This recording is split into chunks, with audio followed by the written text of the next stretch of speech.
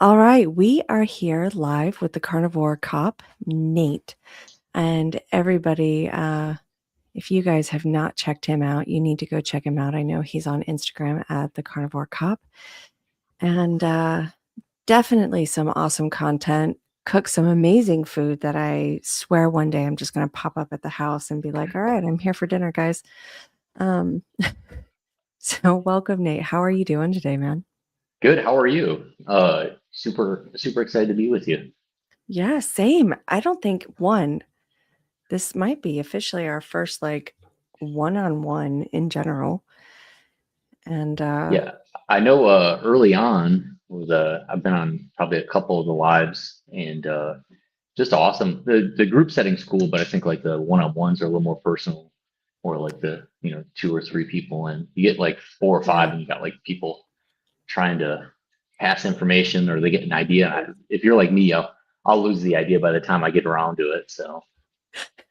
Especially it's like there's one topic and you're like, "Oh, this is what's going on. We're doing this subject."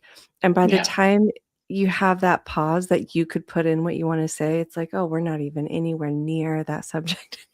Yeah, like, can we circle back because I have this one thing that I was talking about. Right? Like, we're far past that.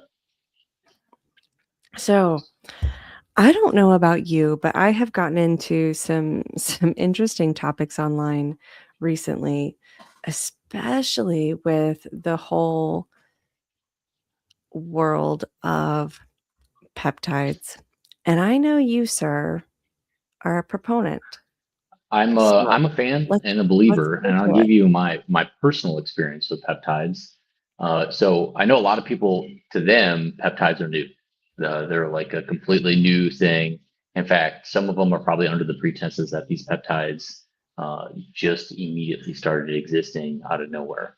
But really, the science and the data goes back almost 40 years. And I'll tell you, like, you things that you're intaking in your normal diet have peptides into them, built into them. But like also, I'll give you a great example. You have people who take collagen for hair and nails. Well, those are single chain, branch chain amino acids. Those are peptides. Collagen is a peptide. The collagen powder that you can get at the store, that's a peptide. And so I think you're seeing a lot more of it because people are more, I would say, more interested in expanding their health and longevity. So Right. for me personally, I had a reoccurring tendon and ligament injury in my wrist from doing a lot of shooting, from lifting weights, from doing jujitsu. And it got to the point where I had pretty much stopped most of, if not all, my training. So bad I couldn't even wear a watch on my left hand because just the simply resting of a couple ounce watch on that nerve ending, on that ligament, on that tendon caused pain. And so I went in and talked to uh, like an orthopedic surgeon, like a sports surgeon, and they looked at it and they're like, "Yep, there's a tear in the tendon, and the ligament looks like it's getting ready to go itself. It looks pretty bad, and you're going to have to do surgery. We're going to give you a cortisone shot to get you through for the next like 6 months, and then we'll plan on reconvening. And the intent is that we'll go and do surgery." And I Right. was just not willing to accept that because the surgery would have been more downtime for me. Surgery would have been, time where I couldn't actually physically do my job. And then, the other part of it is I couldn't train with weights, not in the fashion I want to. I guess every day would have to be leg day or core day. And let's be honest, not everyone loves leg day as much as others. So I do. I hate. I do it because it's a necessity. Right. And so we talked to a family friend who's a nurse practitioner, and she was like, "Well, there's this Wolverine stack. Let's call it Wolverine stack, and it's a BPC 157 and TB 500 together. Uh, they essentially are like a healing compound." And she's like, "It's not cheap, but I can prescribe it to you and take care of you." I was like, "Yeah, let's do it." So I did 3.5 months. I noticed the pain started to go away. I noticed I started getting more mobility. I go and shoot and not have to wear a brace, and lift, not have to have a brace, and I go back to the doctor's office for a follow-up to prepare to move the paths like where we go and do surgery. And they do a sonogram on it, and then they do an X-ray, and they're like, the inflammation's gone. The tear and the strain on both the ligament and the tendon in that hand completely gone. You've healed. And the doctor himself was like, the surgeon himself was like, I'd love to sell you on a surgery, but I just don't think there's a need to go there. And so I continued the routine. I continued taking that particular peptide compound, and just over time completely healed. So I don't want to call it a miracle. It's science. Right. And it's funny to me because having personal experience and also being kind of a skeptic myself, my mindset on peptides is completely different. I think we're edging towards a new chapter in health and longevity by incorporating these things. And these are things that, like in most cases, are found in our diet intake. These are things that our body naturally produces. Some people lack those things. As you get older, your body doesn't produce certain things. It doesn't metabolize certain things in the manner that it used to, because you're just, I don't know, you're old. You're an old machine, old but not antiquated, I guess, like the Terminator says. Shut up. I'm not old. but over time, your body, you're not. You're perfect. So are you. We're good. Thank you. Your body just doesn't produce these compounds in the manner it used to, and so I think we're really on the dawn of a new, I don't know, mindset of longevity, and honestly, it also kind of helped me where I shifted my mindset on those particular things. And it's funny because some people, they get caught up in the nuances of it, or they're like, just change your diet. I agree, change your diet, but right. And metabolic health is extremely important.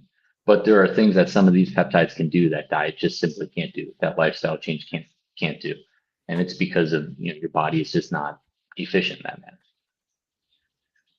So I'm gonna play devil's advocate here, and not because Please. I don't absolutely love and adore you, but devil's advocate.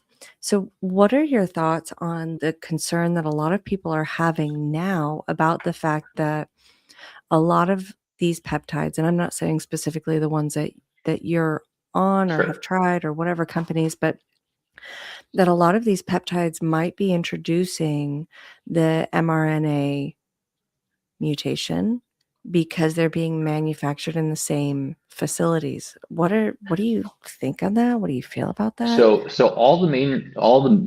was funny because I watched a whole Andrew Huberman podcast about this. So it's very fascinating, and it caused me to go and do my own research itself. And the one thing he talks about is that all these peptides, the sourcing of the materials are coming from Asia, and in particular, a lot of the sourcing of the raw materials are coming from China. And that is incredibly true for everything, almost everything entirely that comes from our pharmaceutical industry. Prior to compounding, just about everything comes from Asia, and it's because it's cheap and it's abundant. And we're talking like pharmaceutical manufacturers like Eli Lilly, the Pfizer, all those major brands. They're all sourcing their raw material from there. What matters is that it's compounded in a lab stateside. I don't particularly think that. I think it's a scare tactic by coaches, nutrition coaches, and fitness coaches who feel threatened by the potential ability that people can self coach, I don't know, self heal without their existence. I think there's a very large swath of people who don't understand how to incorporate that into their coaching routine. I think there's a big swath of people who feel threatened by it. And I think there's a lot of false information. I'll give you a great example of this. And I love that you brought this up. Yeah, of course. No problem. There are people in our community, the carnivore community, who went on a total tangent talking about how GLP-1s are made from lizard venom. I don't know if you remember this. This was like 6 months to a year ago. I actually do. Yeah. Okay. I think it even came up on one of our lives. Yes. They're like, it's lizard venom or octopus venom or whatever. Right. And I laugh about it because I've got family members and friends who work in the pharmaceutical industry who do the lab testing and sourcing. So we talked about it, and I did own independent research. And there's not a 10,000, 100,000 foot warehouse full of Gila monsters where they're extracting venom from. Like, Yeah. it's not a thing. What and this is where you have to be careful about where you get your information. Mhm. The information that they're putting out is they're getting this venom from these lizards and they're paralyzing people's stomachs, and that's what's going on. And it's entirely fake news. It is a completely fake concept. Where they're getting messed up is that it is a hormone that is found in the lizard that we also produce, that they were replicating a synthetic version. So we have a common theme. It's just like we're like one chromosome off from like a banana, right? Like we could be a Right. banana. Right. It's same concept. It is a hormone that is found inside the lizard in earlier versions while they were testing and creating the original GLP ones that were meant for diabetics. Hey, which is also a peptide, believe it or not. Uh, they were sourcing it from that particular lizard. Yeah. Now it's all synthetic. So you've got people out there spreading completely false information about, either pharmaceutical grade drugs or, lab compounded, GLP ones, and they're trying to scare people. And it's like you don't have to do that if you don't want people to use it. You could easily give alternatives, and hey, like let's make one change. Let's go for a walk every day. Let's go and change our diet up. But to be like spreading completely false information about it, and like I mean, whole entire posts, whole entire podcasts, whole entire tangents about monster or Gila monster venom being injected into your body is it's insane to me. So, and I hope the average person goes out and gets the information on their own. I hope the average person does the research on their own and doesn't follow these social media influencers spreading false information or misguided information about anything dietary. It could Right. be anything. I I could go think out and say I love squats. Squats are the greatest exercise ever, and I'm probably wrong about it, right? But no. but you understand what I'm saying, right? You can't No, like, I dude. do. I do. I'm just some dumb cop, in Texas, who found the keto diet, found the carnivore diet, and likes to work out. Please don't take my word as law of the land. Please. I mean, if I'm talking about Right. case law, yes, please go ahead and follow me and believe me, because trust me, I'm scared of case law as much as you are. But Yeah, in the that's same breath, crazy. like, don't take my word as, don't trust the spoken word over the written word. The written word is always rule of law. So, and I'm done. I'm done on my tangent. Well, I'm with you on that. I mean, I'm probably a lot more hesitant about the whole peptide perspective than you are on this, only because I'm extremely hesitant towards anything that's injectable, basically. And Sure, not necessarily because of, oh my gosh, it can't be possible or this can't be beneficial, because there are lots of things that are beneficial that would not be considered a natural route or whatever, however you want to look at it that way, sure, that are beneficial. So I just am generally a little more hesitant, but I'm 100% with you, especially on the aspect of don't take my word for it. Go do your research. Go find out for yourself. Also, don't just read one side of the data. Just because you find data that says all good on this, this is all great, this is all perfect, go find the opposing person's data, the opposing research. Go find that. Make yourself read it. Make yourself absolutely, become educated on both ends of the spectrum so that you can make a fully educated decision on your own comprehension of what you derived from this information that's been provided to us, right? I think a lot of people get really hell bent on, they read one article, they read one piece of material, and this is all the information I need. And it's like, well, Did you happen to read the opposing side? I'm not saying you have to agree with it, but did you happen to read the documentation on the other side? Just to have a true, clear understanding where you actually stand and not just a propaganda stance. Absolutely. I love that. Right? Yeah, nailed So it. so Keto50 is in the comments here. And he said in all capital, "What's Nate think about all these young cops on TRT? It's the first go-to nowadays instead of meat." So he wants to know what your perspective is, my dear. I love that. Okay, so I am on TRT, believe it or not. And I'll tell you Oh why. my god. Actually, it Sorry. was, yeah, I know. Sorry, sorry, Eric. No, so I'll tell you, it was the last case scenario. And I'll tell you when I went on TRT and why I went on TRT and what's going on here. So the long short is I had been on night shift for roughly 4 years. Hang on, let me close my bird off.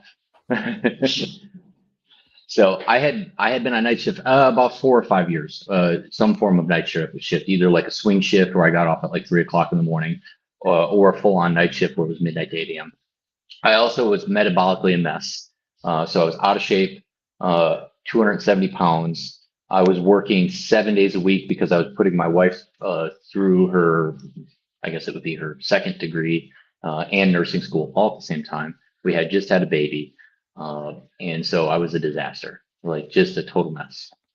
And so I started eating keto. I started, basically, um, working on myself in the process. And I had lost a little weight, but I was kind of having a hard time with like sleep, and I wasn't feeling good, and I was fatigued all the time. We have our second kid, right? Same problem. So I lose a little weight, I lose 10, 20 pounds, but I don't like really lose weight, even eating keto. Anyways, um, I go to see a friend who's a nurse practitioner. They've got a wellness clinic. They do my blood work, and they're like, "You've got test levels of a 7-year-old man." Like I was below 100, total Wow. T cell count. Yeah, like I was. Yeah. It was pretty messed up. And so she was like, "Let's get you on some B12 shots. Let's go and uh, do BioT, which is a pellet that they insert in your flank, um, and let's get you back to health." And so I started my path where I started eating really strict keto. I started working out every day. I slept better, and I eventually, over time, lost my weight. And it wasn't like an overnight thing. So I just want to throw that out there. If anyone is considering testosterone, male or female, I think it should be a last case scenario, and it really was a last case scenario. I think if you can go through and do the metabolic work where you're actually trying to take care of yourself, you're really doing the grunt work, the diet, the exercise, the sleep, focusing on those things, and you could potentially change those things yourself. And so, uh, I mean, the long short, I lost my weight over like 4.5 years. So it's not like it was an overnight thing, and it's not like testosterone made me immediately lose the weight. It Right. actually didn't. In fact, I put weight on when I got on testosterone initially, and then through working out, it dropped. And so I don't think it should be a first case scenario. I think it should be a last case. I don't think it should be the easy end all be all. Um, you know, I know guys who, older gentlemen in this profession, and let's be super straight up. Law enforcement is a young man's game. It gets harder as you get older. Right. It's I don't know if you've ever seen the movie Dazed and Confused, where Matthew McConaughey is leaning against the bowling alley wall, and he's like, the one thing I love about high school girls is, I keep getting older, they keep staying the same age. That is an extremely true concept for law enforcement. I keep getting older, and the suspects keep staying the same age. They Right. are, it's all 20-year-old dudes, or God, I never thought about yeah, that from like yeah, the police perspective, but when you actually say it like that, it's like, holy crap, you're right. Because, the general age range of, I mean, I don't want to say delinquency, but yeah. people It's making all those types of decisions, right? it's all 16 to 24-year-old men. You can dive into it further if you really wanted to, but it's 16, 24-year-old men, and when they decide they want to run, they're so fast. It's so ridiculous. It's funny because my partner and I, years ago, a buddy of mine, we go to run after this kid, and he's just like super fast, and it's like uh, super bad where he's like, oh my god, he's the fastest man alive. Like literally, that's me in the background, like fighting for my life. Also, about 70 pounds heavier than I am now, and Oh, and so my buddy, my partner catches up to him, and the guy's like, I can't believe you caught me. I've got a D1 scholarship, and I'm like, oh, you have a D1 scholarship, you've just ruined it. What are you doing running from us? right. So, anyways, yeah. I have a story very similar to that, except for I wasn't a cop. Oh, okay, fair enough. No, I mean it's a bad story, but this kid, speaking of like bad decisions or whatever, he had a scholarship for I don't know what it's called, but basically s- running, being like the fastest runner for where they Or like a hand off sprinter or something. Oh yeah, the relay. Yeah, relay. Yeah. And he, in our state, he was in high school, he won all the state championships for that, got a scholarship, whatever. And there was one night, my ex and I were driving home and never saw this kid. oh, And he was drinking with his friends. He was 18, still in his last year of high school. And because of his speed, they were all making bets that he could outrun the traffic. Mind you, this is on a road where 55 miles an hour is standard, so everybody's sure. going approximately 60, right? Yeah, that's cooking. And, well, he made it across a couple times until it came to us, Oh and we ended up no. hitting him dead on, and we were driving a 2006 Dodge Ram with a solid steel bumper, Sure. Strat-on, and the thing that was insane, he lived. But I remember after, like, weeks later finding out all of the data about him going, "What the hell are you thinking? You just ruined Yeah. your whole potential of what you were Yeah. going for." That's crazy. I'm But sorry that happened to you. That's terrible. it is probably one of the more traumatic experiences in my life. Like, I have, like, weird issues about driving at night now because I'm always, Sure. like, hyper aware of the Yeah. edges. Did not see this kid at all. Um, but that delinquency era of age where Oh it's like, yeah. you're just making stupid, dumb decisions. It's like what were you thinking? They're like, I wasn't. You're like, you're Was right. Yeah, Yeah. yeah, and, but it's always usually around that age range, and like you were explaining for officers, you guys are getting older. I mean, yeah, new Yeah. recruits and stuff are coming in all the time, but the ones who stay, who continue to go through and Mhm. actually, work their way towards retirement and stuff like that, it's like, well, yeah, you guys aren't getting any younger. Yeah. And to kind of fall back on the TRT thing, I don't think it should be your first case scenario. I think you should do all the legwork that you can to go and avoid jumping on it. And there are, believe it or not, peptides that even help natural testosterone production. So, Right. I mean, if you can avoid even jumping on TRT, I think you should. I mean, and that I'm someone who I'm on TRT. I've been on TRT for 4 years. I get my blood work drawn every 8 weeks. I've got a routine. I've got Yeah. a practitioner that I see or a doctor I see, and I do notice a difference while I'm on it in terms of my sleep, my overall mood, uh, but also if I could have accomplished the same thing without being on it in terms of the sleep, the mood, Right. uh, I absolutely would. So, Yeah. and I do not see myself being on it indefinitely. And I've gone, 6, 8 weeks where I wasn't on it, and my T levels drop off, basically to where I was before. And I understand there's an adjustment period, right, where your body decides to kick back in. But for me personally, I'll probably stay on it for a while, especially as long as I'm in this job. And the I think the one benefit that I've gotten from it is I'm more in tune with my body. I'm, looking at my blood work. I'm seeing where my, total cholesterol is. Not that Right. that matters really in particular, but I Yeah. started to figure out what is causing inflammation, things like that. So I think it was for me a catalyst, but it wasn't like the start point. I had started prior to that, to, focusing on trying to take my life back. But I love that Right. Eric brought that up. I love that Eric brought that up. I do genuinely think um, that you've got a lot of young dudes who are just immediately jumping onto it and they think it's going to solve all the problems, and I don't think it solves the problems. I mean, it helps. It's a band. I don't say band-aid. It's not a band-aid. Uh, it's a catalyst.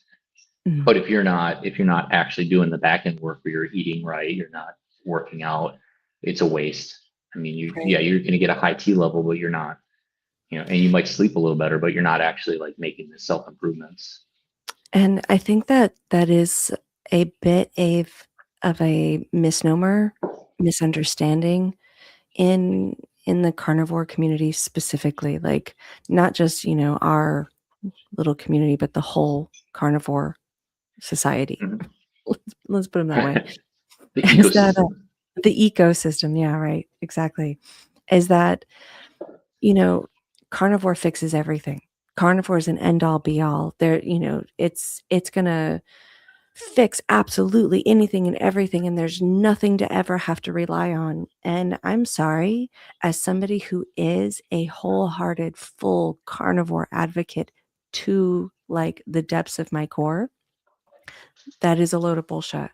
And Yeah, I I'm agree. gonna put it out there. It is a load of bullshit because there are a lot of factors that line up to how much damage did you incur to your physical being before starting carnivore? And did you potentially shut down systems or disrupt them so egregiously that they might not be repairable to 100% just based off of a shift in biological availability and nutrients? Oh, absolutely. And I think it's even for me more entertaining is there are carnivore nutrition coaches or carnivore fitness coaches who aren't telling you they're taking peptides, who aren't telling you they're on TRT. Right. And so while Mhm. they're out there posing for the camera, while they're out there talking about the lifestyle, they're doing a lot of things in the background that aren't incredibly transparent. And I have no problem being like, hey, yeah, I'm on TRT. Yes, I do take peptides. Uh, you know, but I also am very transparent. I'm up at 3:30 in the morning every day to get my workout in. Because I know if I Mhm. don't work out at 3:30 in the morning, I'm not going to get my workout in. I meal Right. prep on every Sunday and put my meals together for the entire week. I cook at my house. It's not that my wife doesn't cook. When she cooks, it's amazing. I just am the grill master. And guess what? Most of the meat is made on the grill. Right. So, I go through Utterly. I cook meals for my family. And so it's not, you know, I think they're talking about that stuff. They're talking about the meal prep. They're talking about the workouts. But what they're not talking about is what they're doing on the back end also. And I think Yeah. the world would benefit a lot more, especially in the keto and the carnivore verse, or for that matter, the fitness industry in general, because we all know it's a very competitive industry. The coaching Right. industry is very competitive. I think a lot of people would benefit a lot more if they're just transparent, be like, yeah, uh, Mhm. yes, I work out really hard. But I'm also doing these things on the side.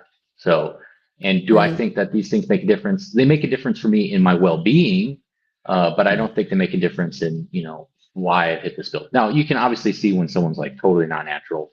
You look at these like IBBF pros. Well, that's completely different. They're taking the entire pharmacy, whereas someone's taking, the Wolverine stack to go and repair ligament and tendon injuries. So that's completely different. So, Right. but yeah, I think there are a lot of people who aren't being transparent, who are maybe misleading people, not intentionally or intentionally, but Right. they're not being transparent about what they're actually doing to achieve, the fitness level Right. that they're at.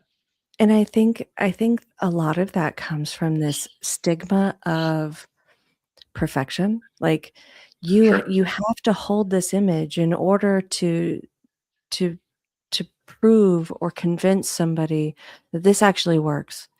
And it's Yeah. like it's such a crappy reality to just Sure. being on here. 'Cause like there's my own experience. Let's put it that way.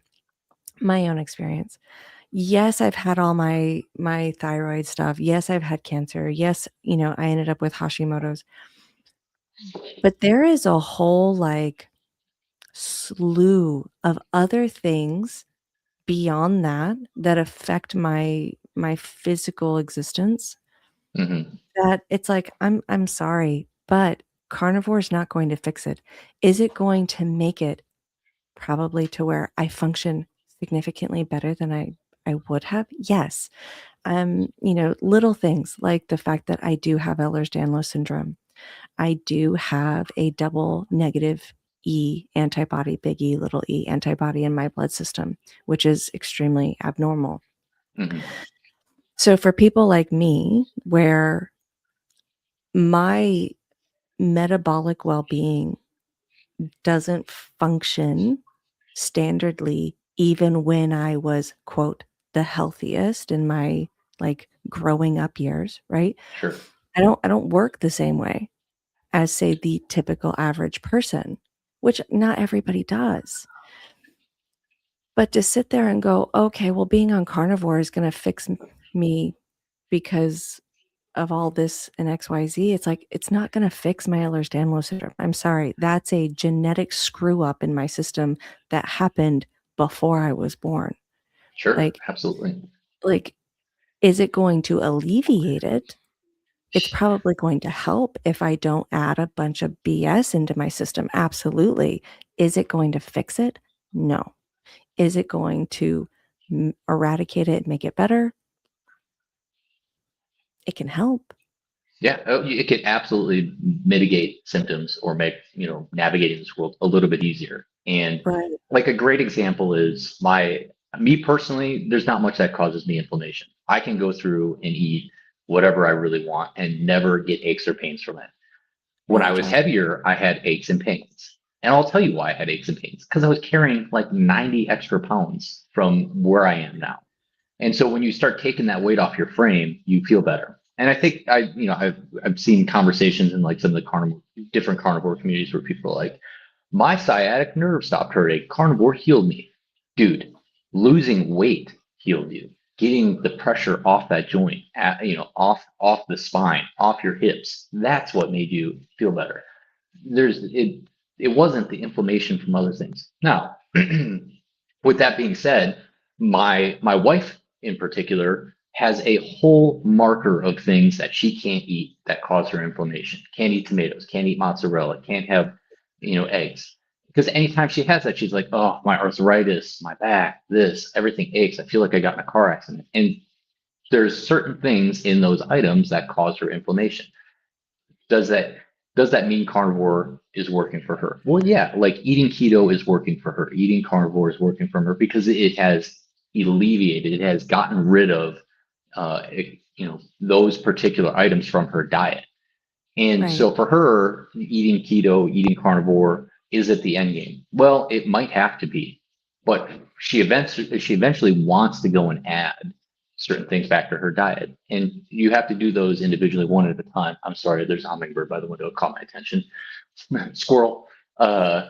So uh, over time, she wants to start going back to kind of like a less regimented diet. Well, that means she's got to slowly add one thing at a time. And she Right. also did like the DNA test to figure out what was really just to get a general idea. Yeah. Which, if you're someone who deals with inflammation, chronic inflammation, if you're someone who deals with it, and you don't want to go through the whole process of like, let's just go to meat, eggs, and cut dairy completely, and then slowly add things back in. It's a great idea. It gives you a great idea where these levels of inflammation are coming from. Mhm. But yeah, Absolutely. and Absolutely. it is it like I said, it is a great diet in the aspect that like it can get you on the path you need to get to where you can start healing. But it's not to solve everything. I think anyone who says it's to solve everything maybe had a great run with it, they had a great experience with it, and it worked perfectly for them and solved their everything. But for Yeah. others, it's not going to be the same for everyone. Experiences vary. Yeah. Absolutely. That's like I can only speak for myself. I try not to speak for others as much as possible. Like I have worked out practically at least minimum 5 days a week since probably 2012. And it's like people would look at me and go, "Oh, there's no way. There's just no way. There's no way that you've, put in all this work and you do all of this and you still are the size that you are, right?" And I'm like, there is a way when your endocrine system got so wrecked that Yeah, even now being carnivore, I mean, I still scream it from the rooftops. It has helped me tremendously. It has helped me heal so many things. But I also have so many things that just don't really work anymore by themselves. So it's sure, like that you can't just look at people from where they're at every point in time and go, "Oh, this doesn't actually work." Because I do see that for a lot of people too, where it's like, "Oh, you know what? This doesn't actually work because this person XYZ." And it's like, well, you also don't know what each person's XYZ was before you saw them where they are now. But but like sorry, I'm trying to read comments and handle talking at oh the sure, same yeah. time. You're worried about a hummingbird, and I'm like, I've I got feeds going. I'm just happy I can see the comments, but they're not big enough for I can actually read them. So in that aspect, it saved my ADD like tenfold. No, Yeah, good, okay, good. so it's not a one size fit all response. Right. Not everyone's going to have the same response, and I Right. 100% agree with you. And that's the other thing. Like, I think that there's a lot of I think there's a lot of well intent with people where there's a lot of people who are like, this is what I did and it worked for me and it's perfect and this is the way to do it. This is how I do carnivore. This, and I don't think you're wrong at all. I think that there are people, like I said, experiences may vary. There are people who have had the tremendous outcomes, life changing outcomes, and but I don't think it's equally applied across the board because everyone's in a different state metabolically. And I think the level of repair, it's like if I go total a car out and I go to a shop and then you bring your car in and all you need is an oil change. Well, those are two completely different levels of problems, right? The, Exactly. the, the Yeah. oil change is going to take 30 minutes to fix. The totaled out car may not be entirely fixable. Like you could probably get it cosmetically looking better, but Right. it may not function the same, right? There might always be a creak when you hit a bump in the road. It might not necessarily drive Right. 100% straight, but we're Yeah. doing the best we can with what we got. And Absolutely. so, in that aspect, I'm with you. I 100% agree. And that's the other thing. I'll tell you. I think there's I'm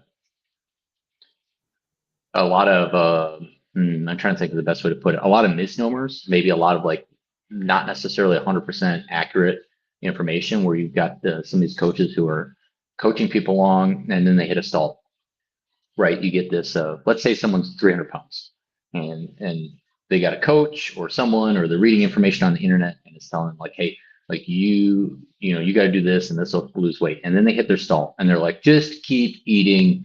Eating whatever, eat as much as you want until you're full and maybe incorporate one day of fasting a week. And then they lose a little bit more weight. And then the person's like, whoever's coaching them or the information on the internet tells them, well, you're just not doing carnivore correctly. Well, that's not necessarily true. And I experienced this, personally. I lost, I don't know, 50 pounds and then I stalled. And I was just like, God, I can't lose this like extra like 30, 40 pounds that I'm trying to lose. And so I was like, well, everyone on the internet, I'm doing it right. I'm eating 60% fat, 40% protein. Well, then I went and started looking at my macros. And I really started paying attention to what was going on. And I'm like, well, my BMR, which is like if I'm in a catatonic state, strapped to a bed on a ventilator, my BMR says I should be eating 1,800 calories just to sustain life sitting around, and I'm eating like 2,600 calories. Well, yeah, I'm eating my macros the way people tell me I'm supposed to, right? I'm eating the Right. 60% fat, 40% protein to drive, ketosis and weight loss, but I'm not losing weight. Well, yeah, I'm eating a caloric deficit or a caloric surplus. Well, I didn't know that. And the reason why is because I could get away with essentially eating whatever I want because it was so unhealthy and I was so obese that any change from where I was at was going to be a positive change. Right. Well, now Yeah. we got to lock in to go and take it to the next level. And Right. so I don't think it's fair that people are like, just eat whatever you want, because I think that works initially. Eat as much steak and eggs and butter and cheese as you want, and you'll lose weight. Yes, for like 90% of the people that will work initially. And for the remainder, when they get to the point where they're like really trying to take it to the next level and lean up and look good, you got to pay attention. And I think I look at like people like, what is it, all these keto bodybuilders that are out there, they're all saying the same thing I am. So Right. maybe we're all wrong, and these certified nutrition coaches are 100% correct. But then again, they've got people who stall out and they don't make it to where they really want to be, and they end up Well, losing them as a client because they're not willing to talk about the hard stuff. and I think there's also like a difference with eating carnivore in a specific matter if you're only looking at like metabolic healing, right? Yes. Versus body composition. And those are actually two different worlds. They travel the same path, Yeah, they run but parallel they're and sometimes they intersect, right, but but they're they're absolutely running not parallel. yeah, they're not one in the same. Can they be? Like you said, they sometimes intersect, they can. But it's like, okay, you're going to get people who may not necessarily need a whole lot of like fixing, I guess for lack of better terms as far as health reasons.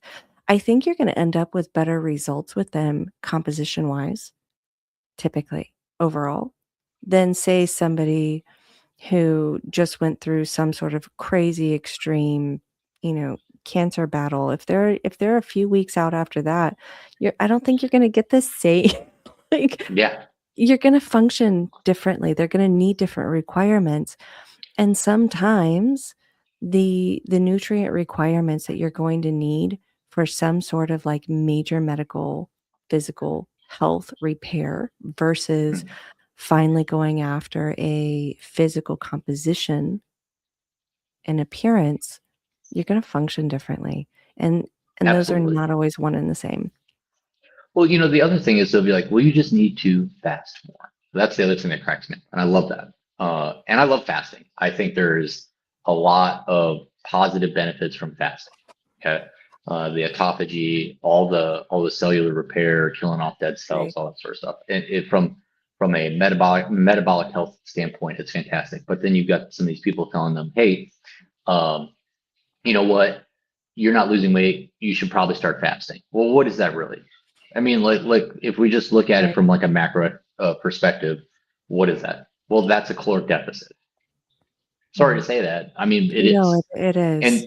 And so you got people who are like, I'm going to do, if you, let's say you start looking at your calorie intake, uh, let's say you look at your calorie intake on a 7 to 10 day scale, or even zoom out, you do it at like a 30-day perspective, right? And you're like, okay, I know that each day I've got like 1,800 calories to live at my BMR, to be in a surplus. I'm like 2,200 calories, whatever. Uh, and then you decide over those 30 days that instead of the intake being, I don't know, 1,800 to 2,000 calories, you're going to fast. Well, what are you over the course of those 30 days? If I fast for 7 days out of the month, what have I done? I've driven a caloric deficit. And Right. and and there are some of these wellness coaches who hate to hear that. They're like, it's not about that. Well, that's what you're doing. You're causing these people to go into caloric deficit. Like Mhm. and and the reason why the carnivore diet works so well is for most people just to simply changing to ketosis makes a huge difference and drives that initial weight loss. You lose water weight, you lose inflammation, your body burns fat for energy. But at some point in time, they're going to stall. Everyone stalls. Right. Okay, incorporate fasting. Well, now guess what? They're in a deficit again, right? Yeah. Yeah. And It's the same perspective that like what my dad used to do, the way he did his um food cycling when he was bodybuilding, right? He would mhm, be really, really, really, really strict 6 days a week. And 7th day, he would eat anything and everything as much as he wanted. It didn't matter. And the reality behind that was because it's how many yeah, units of energy are you consuming in the overall period of time? So it didn't matter if he had 3,000, 4,000, whatever calories in that one day. The body can only absorb so much of it in one day, anyways, at one point exactly. in time. And the rest of the next week or the week prior, because his body utilized so much in a I guess it may have been in a deficit, I don't know, during that time period, that it didn't matter how much he ate in that one day. And it's kind of like the opposite concept, right? Like you're Sure. eating normally and then you don't eat for those 2 days. It's that same concept. You're not allowing the body to go past a certain amount of energy input versus energy output, Well, the other thing is I think a lot of people have gotten away with saying, "Hey, just eat what you want and you'll lose weight." Right? Not eat what you want, but eat, keto, eat carnivore, eat eat, intuitively. That's the biggest thing yeah, I eat hear. intuitively. Okay, Yeah, and that works for a lot of people because fat is satiating, right? right. It is a nutrient dense. Protein is Mm, satiating. It's nutrient dense, so people feel fuller longer. right. But if you really go and look at what they're eating in that period of time while they're eating keto, while they're eating carnivore, and then you look at how they're eating before, what are they probably doing? But I would say there's a 95, I would put my life savings and say that there's a 99% chance that those people are eating in a caloric deficit while eating keto, while eating carnivore, in comparison to how they're Yeah, eating before, because they were probably. eating shit before, right? Yeah. And So then that's a big part of it. you have people too, like myself, I can't eat intuitively. That's like the Oh no. dumbest thing for me. Not because I'll overeat, because I have the opposite problem. I won't eat. Don't tell me to Mhm. eat when I'm hungry. I never feel hungry. Right. I don't get those signals. So it's like, "Oh, eat when you're hungry." Well, then I'll see you in a few days. Like, No, it's true. And for me in particular, I live in Texas. It's like we're heading into the hot times. Like, I talked about it with all these like European athletes coming to Texas, for the World right, Cup. Like they're suffering. Well, I'm suffering too. Like I'm out in this weather. I'm straight up suffering. But for me, the suffering is my appetite is nuked from the heat. The right? last thing I want to do after spending 4 or 5 hours in the morning is come in during my lunch hour at work and eat, a T-bone steak or eat, a pot roast. Like pot roast is the least appetizing thing to me during the summer. And so, Right. yeah, I have to pay attention because I'm probably not eating enough, right? Or Yeah. my appetite's completely nuked. So I totally get that concept. And Mhm. and in comparison to what I'm doing during my day, between my workouts, my actual work day, the physical demands of being at the training academy, teaching recruits, being outside in the heat, uh, you know, I'm most likely eating a caloric deficit, and that's part of the reason why I lean up during the summer. I always lean up during the summer because I'm just like it's so physically demanding in the heat. It's such a load on my body. I drink a Right. ton of water, so I'm full because of that. And Mm. and so, yeah, like I do have to pay attention. I'm 100% with you. If I eat intuitively during the summer, I will probably shrink like no one's business. And I am currently at my lightest I've been in a while. And it's because I drove myself to that point. Like I'm really trying to get to that physical weight, but also the physical build to get to this point, like where I want to look a certain way. But now I'm like, okay, I got to maintain it, and that means I have to like continue to eat in a certain way. A Like I have to, certain way. Yeah. yeah, I have to pay attention to it.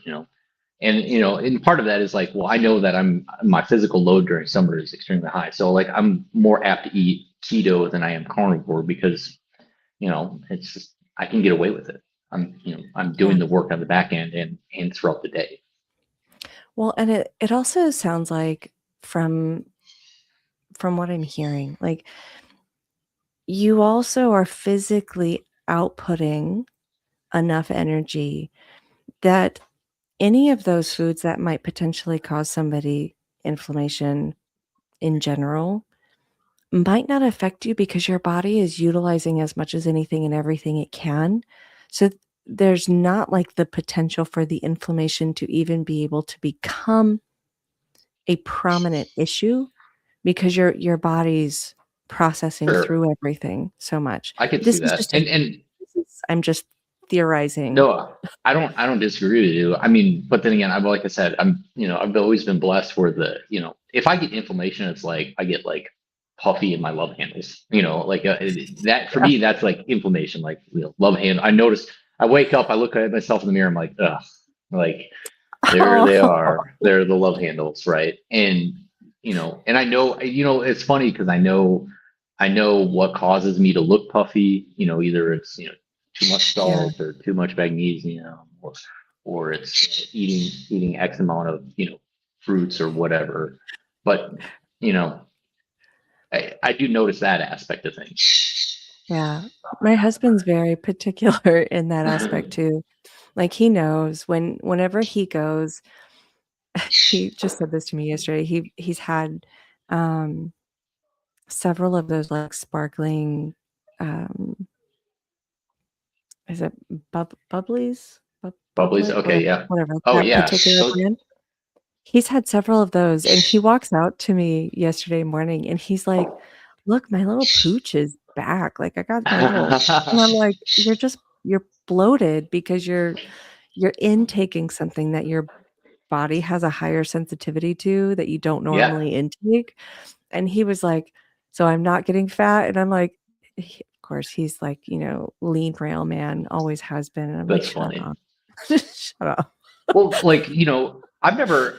I hear people who eat keto and carnivore talk about alcohol, for instance. They're like, oh, it completely squashed. And for me personally, like, yeah, I could take it or leave it at this point in time. And I don't know Right. if it's just like me being so focused on being healthy.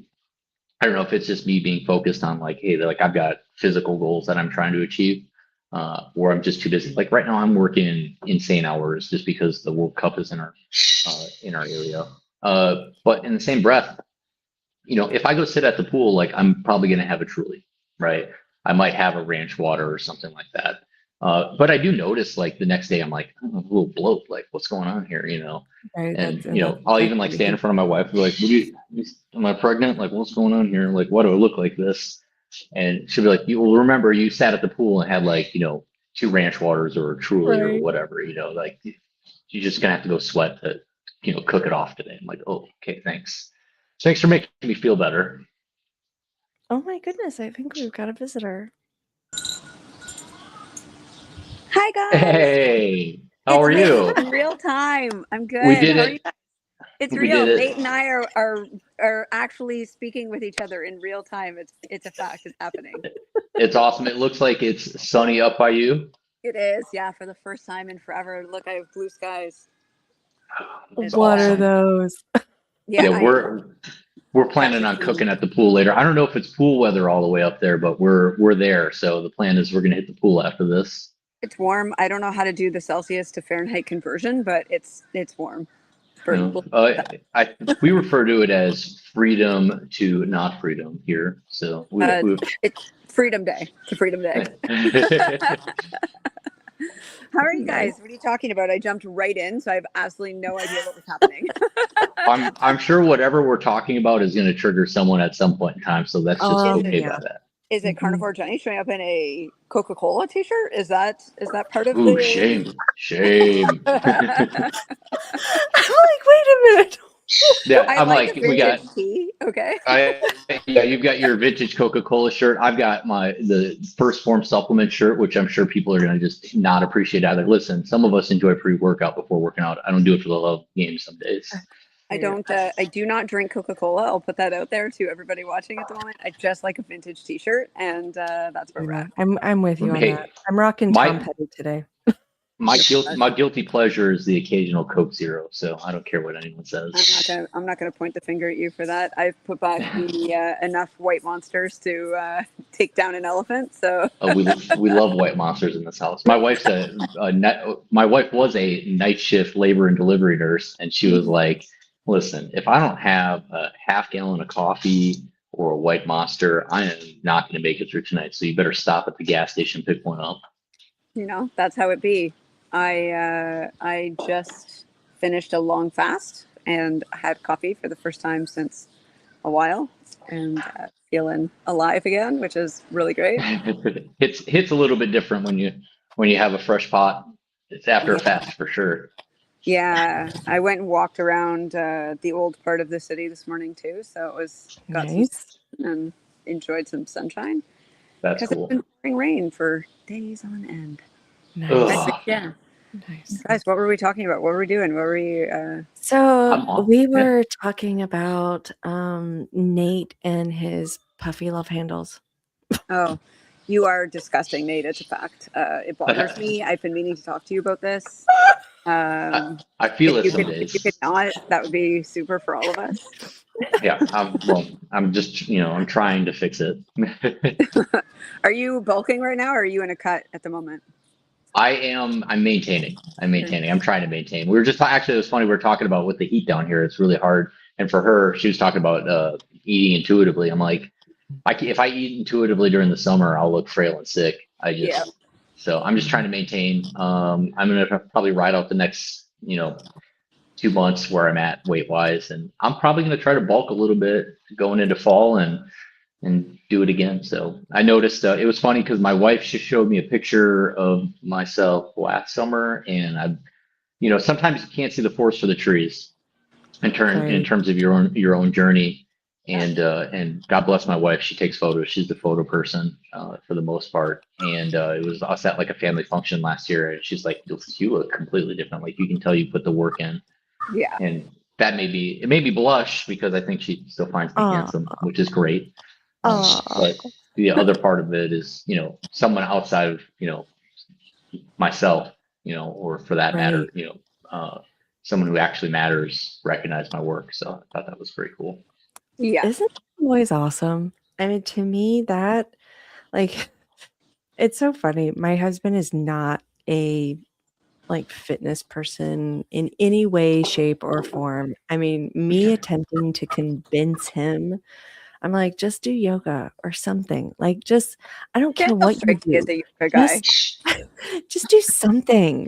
And, Sure. and he's like, no, no. And of course, I'm like, you realize I'm almost 9 years older than him.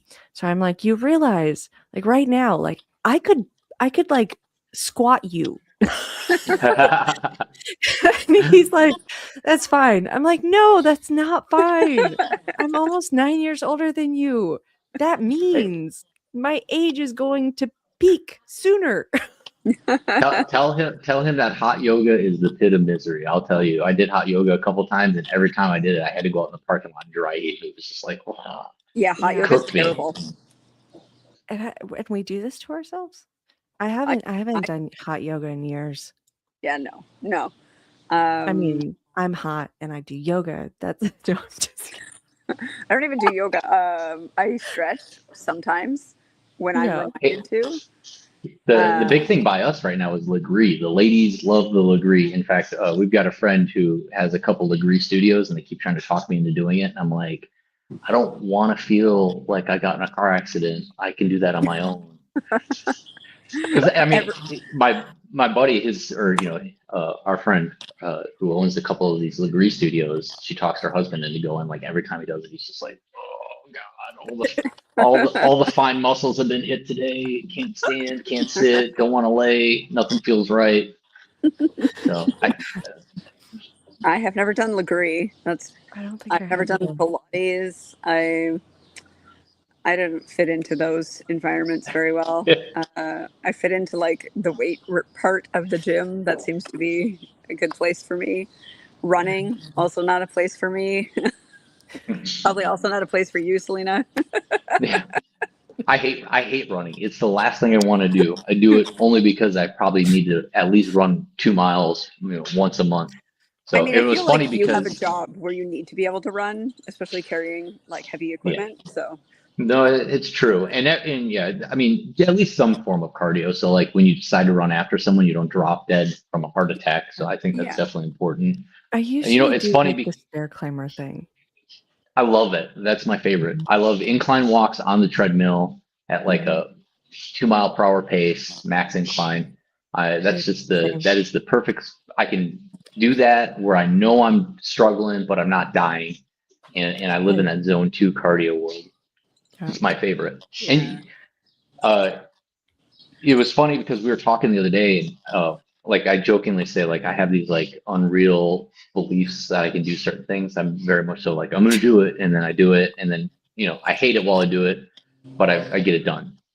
And it was funny because I was joking around with a buddy. I was like, it'd be really funny to like for me to just go and run like 1776 miles, like 17.76 miles on the 4th of July.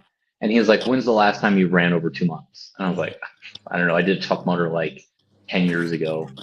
And I think it was at 5 miles. And he was like, you're not going to do it. I was like, now Watch I me. might just because Now I have now to I do might it. just because you told me I couldn't. Oh, that 100% is my perspective Yeah, completely. same. Like, They oh, I literally can't. told me at work on Friday, they're like, you know how we get you to do things, Jenny? We just tell you either somebody else is going to do a better job or Oh, that it's it's the something worst. that you can't do. And they're like, and then literally you just outperform everybody purely on Yeah, stuff. if you catch me on the right day, be like, let them do it. Like, Right? Yeah. let them solve that problem. But for the most part, I'm the same way. I'm just like, oh, really? They This said is that? Pisces vibes, me and Nate. I don't know where you're That's coming from right. there, Taurus, but just a couple of fishy folks with their That's egos. right. Oh, just keep swimming. Yeah, Nate and I are just a salmon going upstream all the That's right. time. Right.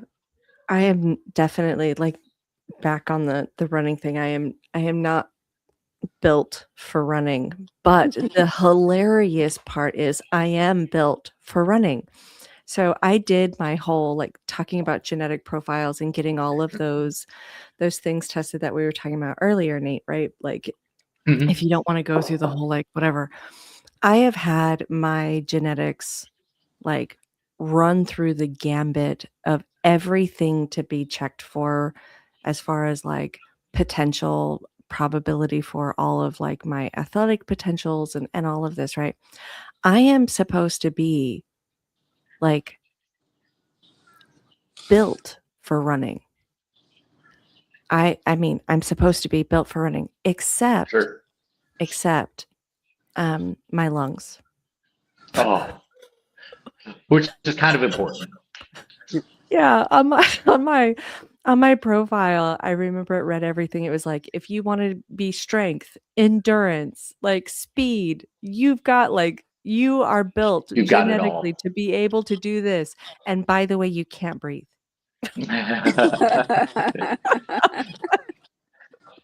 What? Sounds Oh, accurate. that's brutal. Thanks, universe.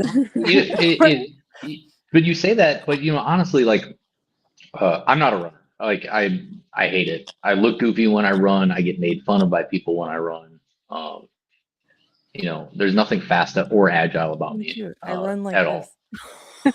I mean, you But have to. like just simply living in zone 2 cardio, I think makes a huge difference. Doing the workouts, just showing up, I think makes a difference for a lot of people. And so just Absolutely. Absolutely. just keep on swimming. Like I said, Yeah. they the bird. Uh, Oh, bring yeah. bird. No, I'm not bringing her in the room. No way.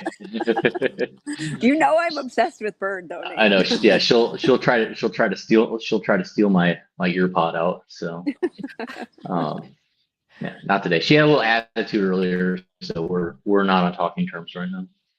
She's like an angry teenager. But yeah, Yeah. yeah, teenager. She's definitely a teenage bird. No, yeah, it was funny. We went out of town for a little bit, and a friend came to take care of the bird. And I've got a camera in here, a couple cameras in the house, and it was funny because I'm like, oh, he's here. Let's take a look. We tune in and he let the bird out and the bird doesn't want to like go back in. And he's like, God, I have to, I have to leave here in a couple minutes. And the bird's not listening. So I had to shoot him a text. I'm like, listen, you got to do this, this, and this to get the bird in. He's like, it's a lot of work to get her to listen. I was like, trust me, I know. But she's cute though. Yeah, she's adorable. Little bird, big personality. That's how it is. But yeah, no, I'm glad that we did this. This is fun. So I'm having fun. I'm so happy I made it to be in real time with Nate, that's an actual thing that has officially taken place. No, it's awesome. I love you too, Selena, but I talk to you every day. Any other errant grievances that we need to get out here while we're here? I mean, that kind of We have covered peptides, GLP-1, intuitive eating, calorie deficits. yeah. I don't think there's anything else. Fitness. Bird. If someone hates what I had to say, go ahead and meet up with me in the DMs. You can shoot me a DM. I'll gladly talk that out with you. I think that there's a lot of misnomers in this community and they need to be addressed. Oh, you want to talk about dietary fiber ad nauseum? Is that anything? Is that? I think that's me. It might be me. Is it me? All right, can you hear me? Yeah. It might be me. I'll leave and come back. All right. Oh yeah, it's All her. right. Oops. Yeah, I was gonna say if do we want to go on a 45-minute tangent about dietary fiber and how it's not necessary here? You have it timed. Yeah, no, I don't have the time for that. I don't think people care, honestly. Like, I know this is gonna sound terrible. That shit is boring. No one wants to hear It about is. dietary fiber. Oh my And god! you know the other thing. I'm sick of hearing about it, honestly. And Well, here I we think, well, okay, so, I'll tell you, for me, as someone who is living the lifestyle, living the diet, I actually find things like that super boring. And I think essential carbohydrate conversations super boring. What I do Yeah. enjoy is hearing about the changes that have been made, positive changes that people have experienced. I live vicariously through other people's successes. I genuinely do. I love watching people win. And I love hearing about, I used to not be able to do this and now I can do this. Or I was 4,000 pounds and now I'm only 100 pounds or whatever. You know what I mean? Right. Oh, definitely. And I want to hear about what people can do or what they are doing. That's why you look at like some of these pages, like, Carnivore JT, super cool dude, Carnivore Ray, let's see, Keto Greg, all these guys. And you like look at, or, Miss Me. Keto Greg. I mean, I can't speak to the others because I've not met them, but met Keto Greg in person, and he is as that way in person as he is online, which is I believe nice. it. I think a lot of people want to see what the diet does, or keto or carnivore for that matter, what those diets do, how it's positively affected people, and then what they can do because of the diet. I am more interested in the story of what people can do now that their life's been changed in a positive manner than hearing about dietary fiber or if carbs are essential or if produce is killing people. Like, I legitimately don't care about that sort of stuff. I love seeing people win. Another super underrated account is Troy, Coach Troy. I'm gonna go and I'll find something he posts. I'll throw it in my story if you follow me. I think he's super underrated. I think he's kind of living in that keto space, and he does he's got a carnivore. He's a carnivore coach type person. But I love seeing like dudes who are doing jujitsu, dudes who are lifting weight, ladies who are doing marathons. Like, I think that's more important to me than if fiber is essential. We're not running marathons. Yeah. But you know what I'm saying? Like, I love seeing people making those positive life changes. I look at, I can't remember what his name. Big dude. I think some of you guys met him at the the Um, deal, and yes. like he's Oh, lost like you had to 100 put pounds, me on 200 pounds. that one. Yeah, we'll put a pin and we'll remember. I'll tag him in a story, or whatever. I love seeing people win, and I want to hear their story. I want to hear about them winning, and I want to hear about them, the positive life changes they made and the things they can do now because they're metabolically healthier, or they've physically lost the weight, or they've got a physical build. I don't give a shit about dietary fiber. Like that's boring to me. I don't care about essential carbs. None of that shit. None of that shit is interesting to me. The story behind people winning, far more interesting, fascinating to me. I love that. And like I said, I live vicariously through other people sometimes when I see the win, and it motivates me. I think it should motivate others. That's what's going to get people to go and eat keto. That's what's going to get people to eat carnivore, not a hour-long podcast on dietary fiber. Like, sorry. The high calorie human. Yes. Yes. Shout out High Calorie Human. You're killing it, bro. Keep working. Yeah. Absolutely. I was so proud of him when speaking of meeting him at Meat Stock, I got to stop to talk to him for a minute. And I was like, so how is it actually being here? Because although he had lost a lot of weight, it's like the reality is he's still carrying a lot of weight. And I was like, how are you doing like through this conference? And he said, one of the most amazing things is he said, I wasn't sure I was going to be able to make it through a single day, but he walked the whole thing every single day. And he said, it's the first time he's been able to do something like that without being in absolute teetotal pain. Yeah, I love that. And for me, that is so much more interesting. That's so much more motivating. And stories like that need to get people like that should be the one in the forefront, not you're doing carnivore wrong, not this dogmatic subculture, in this community where they're like talking down to people because they had a piece of cheese or some dairy, or they had like a stick of celery or something like that. Like, that's lame. No one cares about those people. And honestly, it's the truth. And I say that because you can see it in their interactions with people in the community. Like that negative, dogmatic, like browbeating that they're doing, that shows up. People see it and they're not interested in it. They want to see the positive things. They want to see people win. I will take a underdog story every day over a conversation about dietary fiber and carbs. Sorry, that's me. So that's all I've got to say on that. I could go on for hours about it, but I choose not to. So I love watching people win. The other thing I have to say is if you have followed me and you've got any questions about either the peptides or you have any questions, I'm not a doctor, I'm not a surgeon. I'll tell you what worked for me, and I'll direct you to people who are knowledgeable about it. I have no problem sharing information from other influencers or health people. I think there's some awesome resources out there and even smaller accounts that aren't getting the recognition they should. And I'm not a big account by any means, but I'll definitely revert you off to someone who knows something. I'm here to help. I'm not a coach. I know there are a lot of people out there who. That's what you are. You're a guiding light, like a lighthouse. Yeah. I'm not a coach. I have no intent on coaching.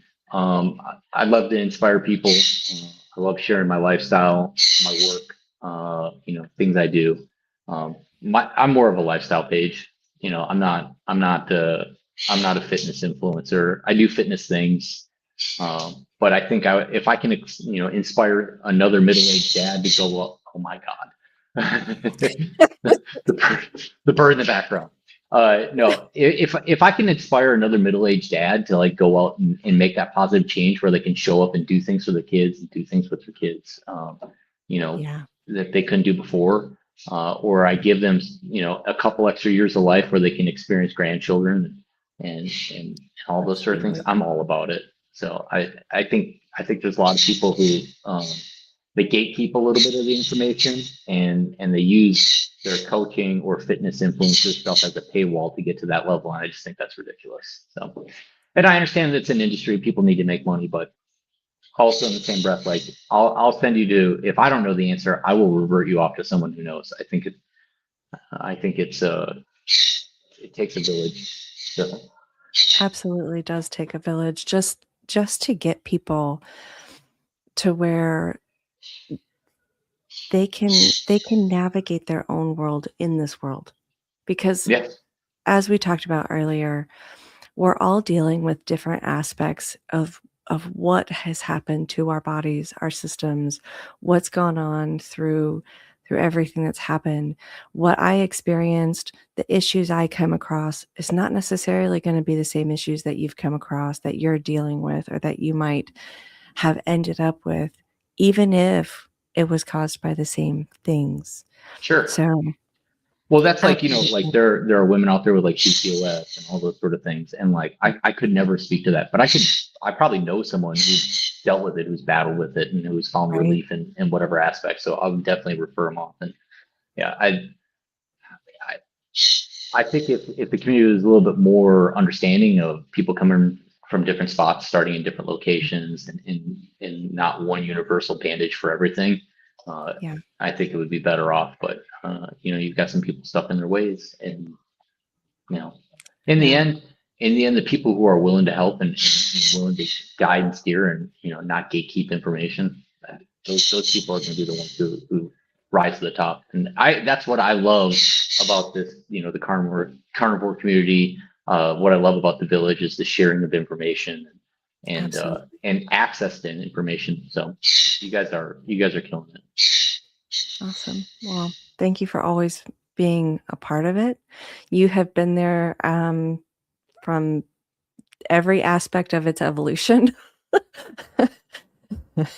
And always a great sounding board and a steady guarantee of just no BS. And I appreciate that. that speaks volumes I to don't I anybody don't who's have been anything to lose or anything to gain. What I do gain is, if I do gain anything, is watching other people win, and I love that. And I know that sounds like very like holy or whatever. I don't know, but I do genuinely. I like, my favorite thing is like getting text messages from friends who are like, "Dude, I did what you said and it worked," or right. they'll be like, "Hey, I'm gonna try this and it's working for me," and I love that. I love. I get so much joy from watching other people succeed, and I think it's just a personality thing. So I don't know. No, I get it. I absolutely get it. Well, I think on that note might be a good time to shut us down for this particular round. I I suspect that love. we are going to have another one soon. I hope so. I hope so. I love to talk with you guys, and you're all awesome. So Same. if you have any, like I said, if anyone's watching this and they have any questions, reach out to me. I'll try to reply. I've been super busy, but I'm doing my best. So I think I've got messages from a couple people right now that are unread. I'm not ignoring you. I'm just working weird hours right now. So all right, y'all have a good day. Absolutely. All right. Thanks, everybody. Until next time, we'll see you on the flip side.